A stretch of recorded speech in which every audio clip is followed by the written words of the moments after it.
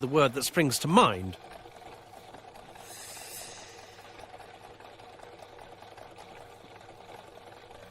Bien. Megan Barnard said he is a reserved character but with a nasty temper. We will see if this is the case.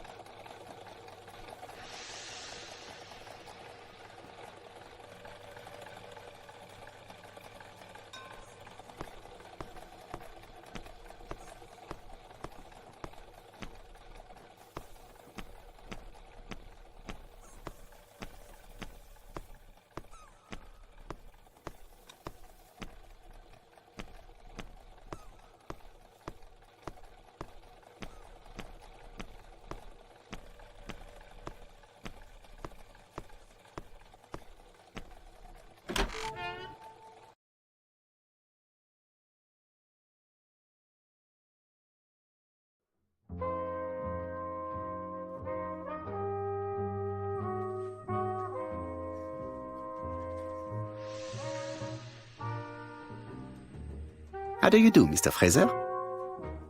You Hercule Poirot. Mr. Hastings said you wanted to speak to me. Yes. I know that it may not be the right time, but I would like to ask you a few questions.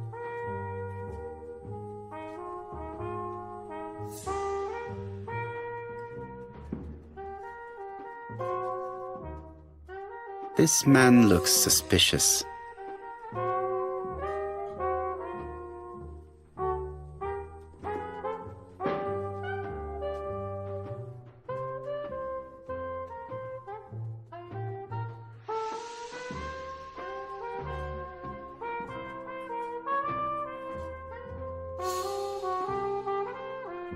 Leave me alone.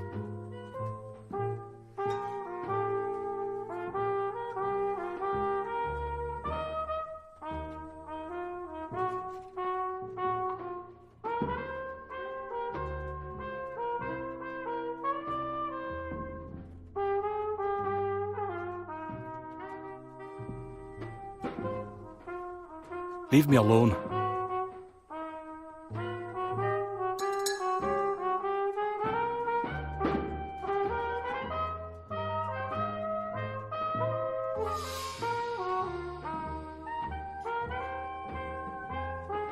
Donald Fraser is in a terrible state, as if he hadn't slept all night. And he's drinking White Horse. Leave me alone.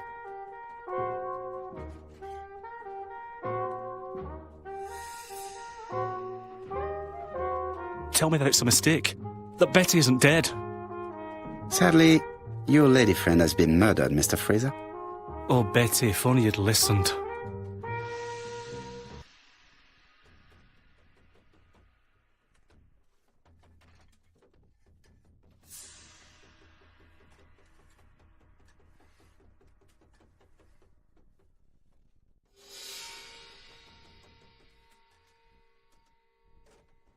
If she had listened to you, she would still be alive. Should I take that to be a confession? With that sort of thinking, you must send a lot of innocent men to prison. Under different circumstances, I might even find you amusing, sir. It's no time for amusement, Mr. Fraser. It is time to find your fiancé's killer. Did you know what her plans were for the evening? She said she was having dinner with her sister.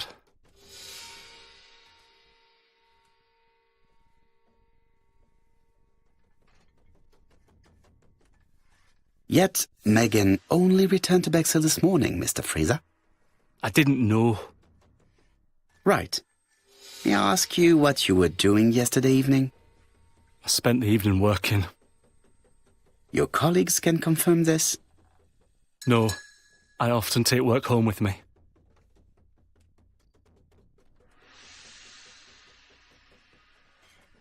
Therefore, you have no alibi, Mr. Fraser. That's right. But that doesn't make me a murderer, Mr. Poirot.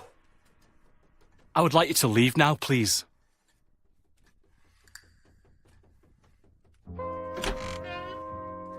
Ah, I knew I'd find you here, Poirot. I thought the victim's young man was here. Yes, he's all yours, Chief Inspector. Let us now try and get our brain cells to work.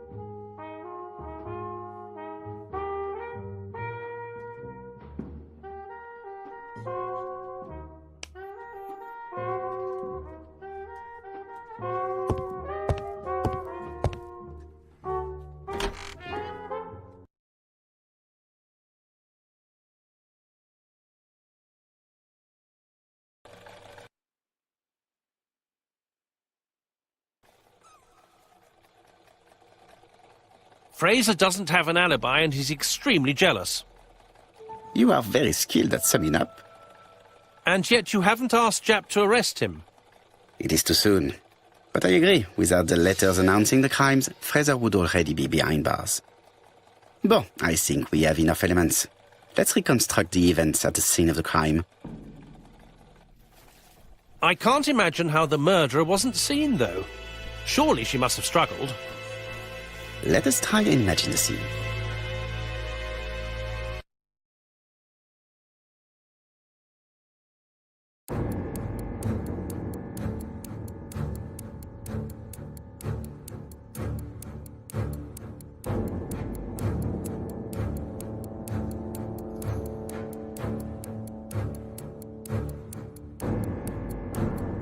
The killer and the victim are walking on the beach. Miss Betty has a bag, a belt around her waist, and carries her shoes in her hand. Both of them walk slowly to hut number 5.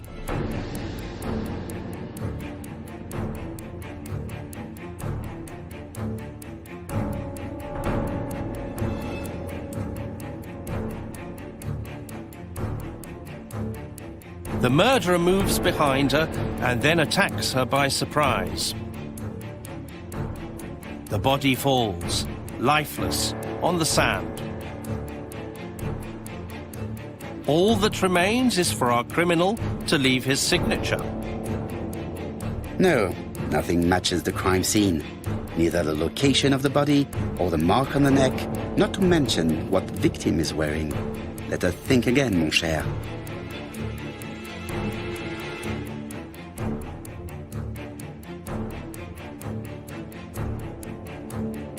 The killer and the victim are walking on the beach.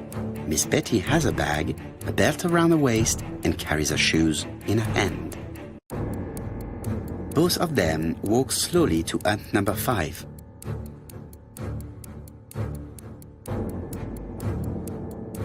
Both of them walk slowly to hut number 6.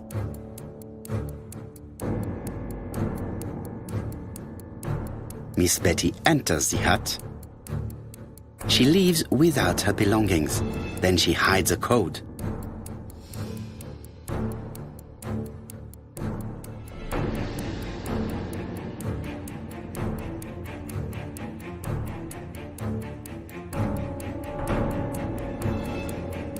The killer tries to remove his victim's belt. She panics and tries to stop him. She runs away, pursued by her assailant. No, there is no sign of a chase. Things must have happened differently. Let us think again, mon cher.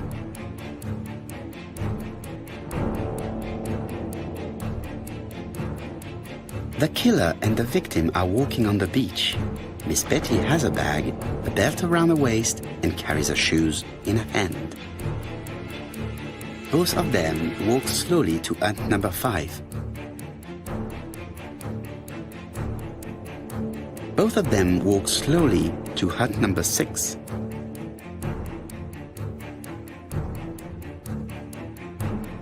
Miss Betty enters the hut. She leaves without her belongings. Then she hides a code.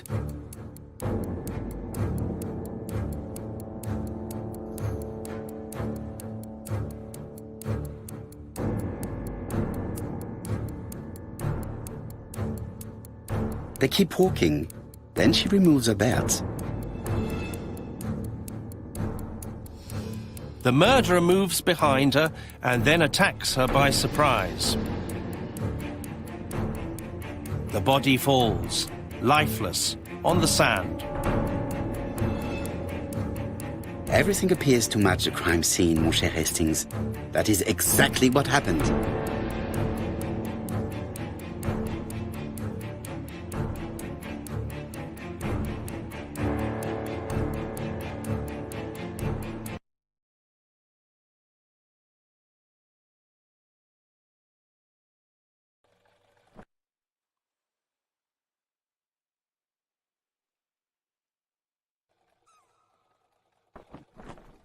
Without the ABC, we might have suspected Mr. Asher and Mr. Fraser.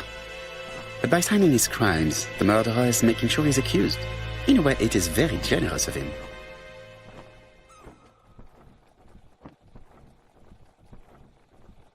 Indeed, the young woman was certainly careless, but not stupid enough to follow a stranger. What are you planning to do, Poirot? Return to London, mon cher Hastings.